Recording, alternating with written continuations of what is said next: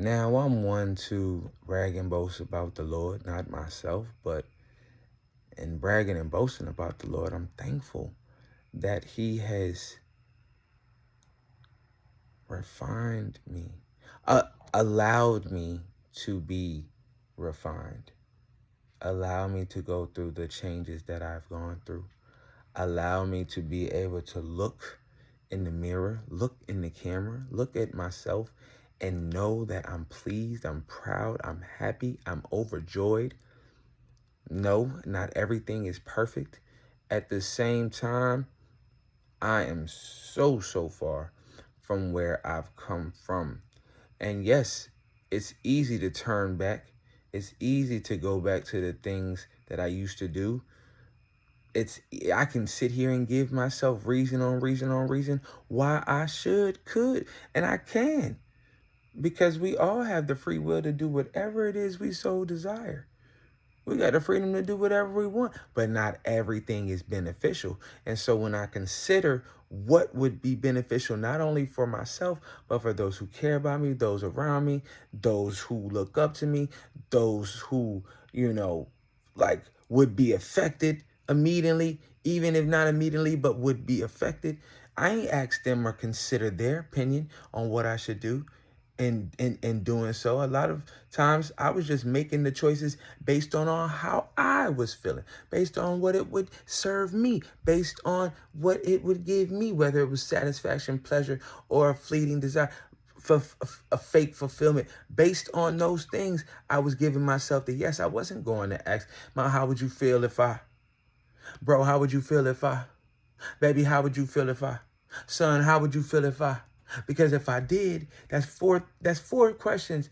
That's four people that probably would have said, "Don't do it, don't do it, don't do it, and don't do it." And then I would have had to consider, well, it's 1 against 4, 4 against 1. Well, if I'm really judging my final answer based on the ratio of the right to wrong, I'm not going to do it. But since I knew that it probably wasn't a good idea, I'm going to consult with myself because right now it feels like the good idea. It feels like it's going to be the best idea, and I don't need to get a say-so or who, when, where from anybody. I really don't care at this point. I only care about what's going on with me. Who's it affecting immediately? I'm not thinking about nothing else, and we don't think about nothing else until that heart space becomes the mid-incline of our thoughts versus our actions. Because what you focus on, you then provoke an emotion. And if your heart space is not in a position to actually truly love yourself, God first, yourself just as you love God, and then in obedience, loving thy neighbor, which could be any one of those four people that I would have asked, would this be beneficial because it's going to impact you, and anyone else. Like, you start realizing like this is deeper than just me. And if I truly love myself like those people love me, like God loved me, and this is not something that I would consult with them about because they would give me the proper and right direction, instruction, and suggestive based on their best interests at heart for me. Those people that I named before, if I would have consulted with them again, they would give me the correct answer and say, no, you shouldn't do that. So once you get into a state like that, where you love yourself enough to truly, when you consult with yourself before you take your free will and just do whatever the heck, right? You say, I love myself enough. Let me consult with myself real quick without having to consult with anybody else. Based on what I know and what I've been through, would it be wise for me to go back and do those things again? Put myself in those same positions, put myself in those same predicaments.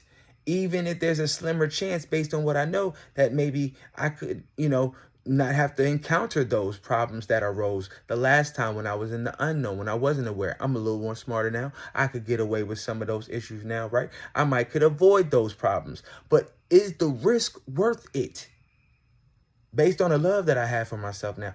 And now, understanding God's love truly and giving myself that love and receiving that love from me, I don't have to consult with anyone else. I know the right answer. No.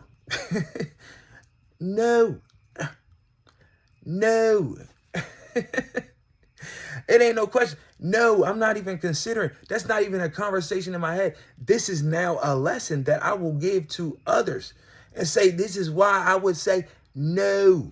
Let me tell you what happened to me based on my experiences. I took losses and I have nothing to show for it but the value from the experiences that I've gained to give you a sense of value for the facts that you might have to go through the same thing or make the same choice or be at the doorway of a self conversation where you're not willing to ask anyone else because you don't want to receive the right answer, especially God, right? We ain't trying to delegate with God. Hey, should I go do this? You know the answer to that. I'm not delegating with God when I'm relying on myself before I realize his love, before I realize his way, and I know the right thing to do. No, I'm consulting with myself and I'm going to do what pleases my flesh. But when it's about your soul and your higher knowing, your higher conscious, your higher self is saying, no, this is not good for the future you. This is not good. It's going to be good for the moment, but think about next year this time. Think about tomorrow this time. Think about the other people affected. If things were to go wrong and the risk, it ain't worth it. It's not to see and peek and find out and then find out that it won't a good idea, but you 6 feet and can't change the outcome at that point. Or you're reaping the repercussions or consequences and can't change the outcome at that point because you decided to not even listen to your higher self and knowing what was right. You just decided to go off of what you was thinking and what those thoughts inflicted on your actions based on the emotion that you thought you was feeling, not that true love, just that flesh led. Because if your heart is not circumcised, then your heart is your flesh. And so your flesh is tricky. That's when your heart deceives. But when your heart becomes circumcised and conformed to God's flesh and what his desires is, then he's more willing to give you your heart's desires because he knows your heart is of his flesh. You're not going to be thinking with a selfish flesh-led mind of decisions. You're going to be thinking with, how is this going to make you feel, Lord? How is this going to make me feel entirely as a whole? What is this going to give me, serve me, provide me? Is this building, adding, accruing a sense of value on my life? Or is it decreasing, taking away, robbing me of your presence eternally? Is this a worthless decision, or is this something that is earning me a greater chance at receiving an eternity worth of currency in your presence in heaven after this thing is over, based on the value of my life and how I spend this time now and have this choice to do or not to do? When you think about it that far, it takes a little bit longer than those 3 seconds that you get to make a choice sometimes. It happens quick. But if you learn to really think like that, you'll stop yourself every time with those fleeting thoughts that maybe you would have acted on beforehand, before you knew, before you learned, and then say, you know what? I'm not going to do that. That's not right. Heck, I've had my chances to do that.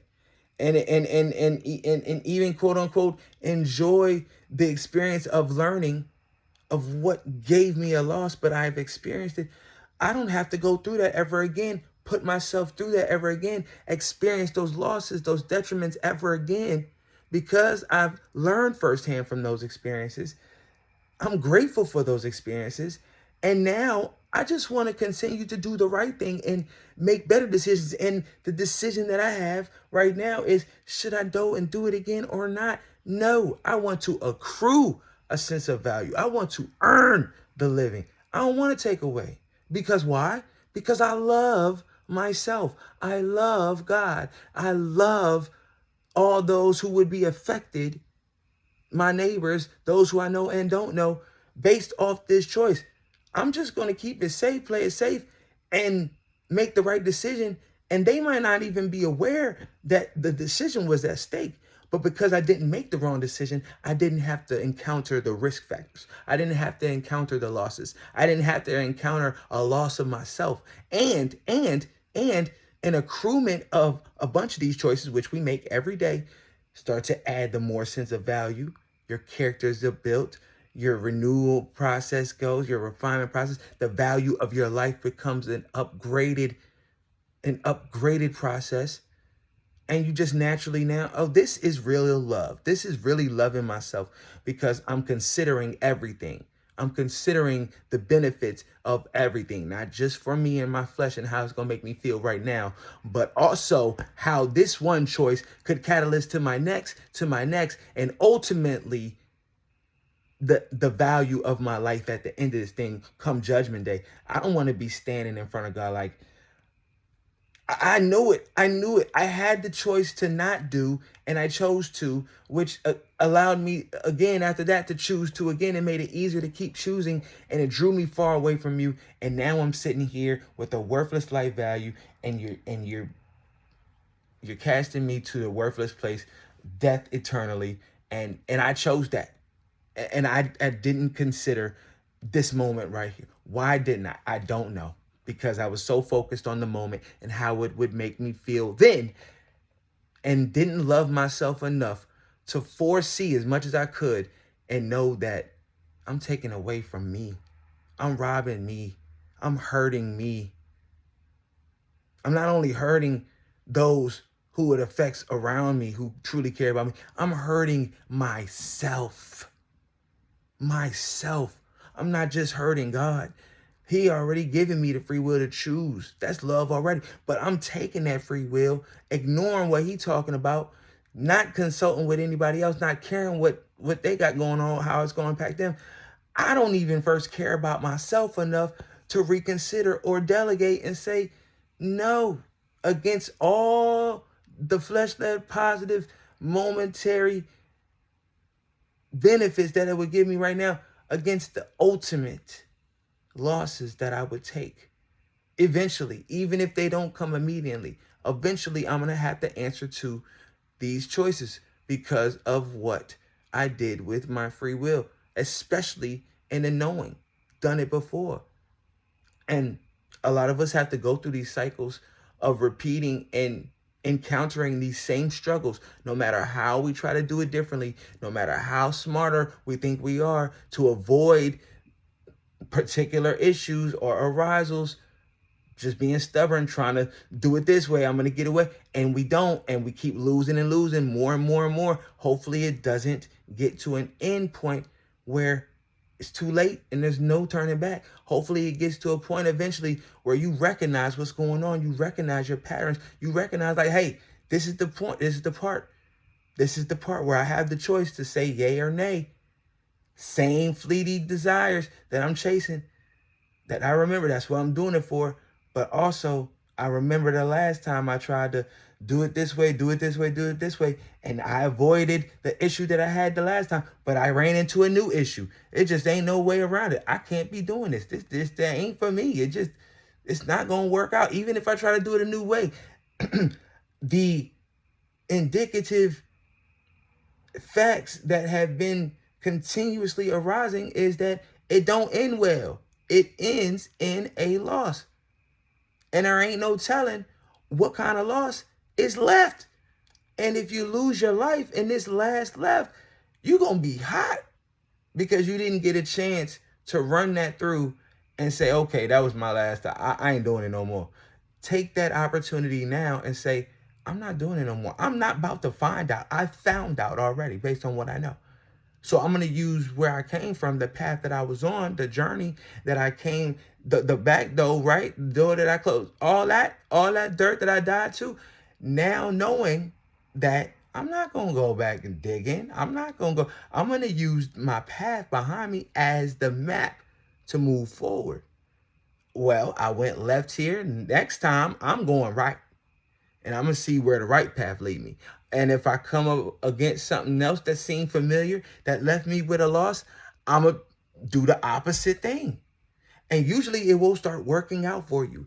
That creates change. This happens with growth, which growth happens continuously. And it's going to inevitably happen. Huh? And sometimes you're avoiding true growth and resisting the growth, but you're still growing. You're still getting older. Time is still passing. Your life is still accruing a sense of value, but you ain't getting no better. You're decreasing your value of your life. And you truly don't love yourself enough to recognize and realize that you got to break away and die to all that dirt before you can be a tree and truly grow and bear the proper fruit so that you can make heaven and earn that living. But if you're not taking your life serious as you should, and the value of your life is a non-caring thing to you, and you don't appreciate your time, you don't appreciate yourself, you don't respect yourself, you don't respect nothing, nobody, you just living YOLO, whatever, and there's no love in your heart, no true love in your heart for nothing, nobody, but especially most important, yourself. There ain't no respect and honor, no nothing. You're going to continue to make those fleeting decisions, not caring about what is going to leave you in the end until it's too late. Don't let it get too late. It's never too late as long as you're able to see this video right here, as long as you're able to be present. You may not have tomorrow, and yesterday is gone, but right now while you have it, take these moments, take this minute, take a second to think before you choose to spend your next second, minute, moment, hours, because it counts. However you spend it is constantly adding value or taking away. If it's worthless choices, it's taking away from your worth it life. Your life's already worth it. God's giving you that chance to save it by accepting the choices that would be indicative of the fact that you want to save it, and you've accepted his payment that it was already made for you to claim. But you have the free will to choose that choice. Your life is already worth it to him. It's his everything. That's why he spent all his time on us, because we are his everything. We are his money. So he pay us to live and build our lives and be happy and be overjoyed in him and grateful for the time given to accrue this sense of value so that we can come back to him and remain with him in heaven and dwell for forever and earn this living by choice and gain a sense of value for our life more and more every day, and respect for our life and value and honor and just, the learned ways through experiences, even the bad ones, but change our heart and change and grow that heart space and grow that true love for ourselves and earn it through experiences. He gives us those funds and time to spend accruing that. Some people aren't so fortunate or blessed or don't wake up in time, but a lot of us are given enough amount of time to get it right. We all are, indeed. I feel we all are. Our choices may run into that and cause life to end for surely early because of the choices that we decide to do that naturally would bring death. It just is what it is. You putting yourself in position where it's risky, where the ultimate outcome might be death. You did that. You chose to spend your God dollars doing that. But he wished that wouldn't happen. He truly loves us enough that he's willing to give us chance after chance after chance after chance, knowing that we got to get it wrong 50,000 times almost, be forgiven 70,000 times before we truly get it right. And that's going to draw us more near to him. Saying, Lord, thank you for allowing me those chances after chance after chance when I could have died, when I could have been left off, when I couldn't have got it right. Now, however much more time that you are willing to give me in my life to continue to accrue this sense of value, to save my life, to earn a living, to gain the value of an eternity in heaven with you. Thank you for correcting me to this moment, because even if I had done everything wrong up to this point and I finally learned, I'm going to make sure that every decision that I choose to do and spending these moments, these God dollars that you provide me with every day, Lord, thank you. I'm going to make sure that they are earning me a living, that they are consciously thought out and are decisive choices based on how much I love myself, respect myself, value my time, honor and respect and love you, Lord. And I'm grateful for a life to live in free will and be able to choose to either save it or waste it. And I don't want to die worthless, Lord, at this point. So thank you for my experiences. Thank you for my losses that have gained me value so I don't have to lose anymore because I learned firsthand. Thank you for the funds to spend doing that. It was a lot of fun, but it ain't as fun as knowing that I made changes and now my life just might be different at the end of this thing because of the changes. I don't know. But I'm led to believe so because we serve such a great God that has forgiven us. And as a true father, he respects the fact that we would turn back after all of that and use it as a tool to help others as well to turn. There is still time. There is still a chance. If you're living, you still have the now. Be present. Be thankful for his presence. And be thankful for the present. There's a gift in the present. Sometimes you got to find it. Sometimes you're looking at it. Sometimes it's within you and you just got to stir it up. You'll catch that later. But if you got the moment right now, you are already given enough to give someone else. And let that someone else be yourself in a beneficial way so that it does give somebody else who truly cares about you, whether you know it or not, or subconsciously, unconsciously, your right decisions based on how you spending these funds that God has given. They might not directly affect nobody, not immediately, but perhaps you saved yourself from running into a era to where you would have lost yourself or where you would have encountered something bad or some type of loss that would have then impacted these people that were unaware that you were even making these decisions. We don't think about that. So do for yourself first. Consider yourself first and then consider those around you. Consider what God will want for you. And be mindful that these God dollars is coming endless, but when they cut off, and we don't know when they're going to get cut off. When it's cut off, it's cut off. You're done. You got no more time to take the test. Pens down, paper down. They're coming to collect. Judgment time in a minute. Everybody don't got the same end date. But while we living, we all get the same 24. How we value that 24 God dollars is different from all of us as well. But we should be valuing it all the same in a sense. And if not, why not? Maybe it's because we're unaware that it is actually truly something that really does make a difference. It really is vital. It really is imperative that we get it to a sense of understanding like this, that time ain't just money. Time is God's money.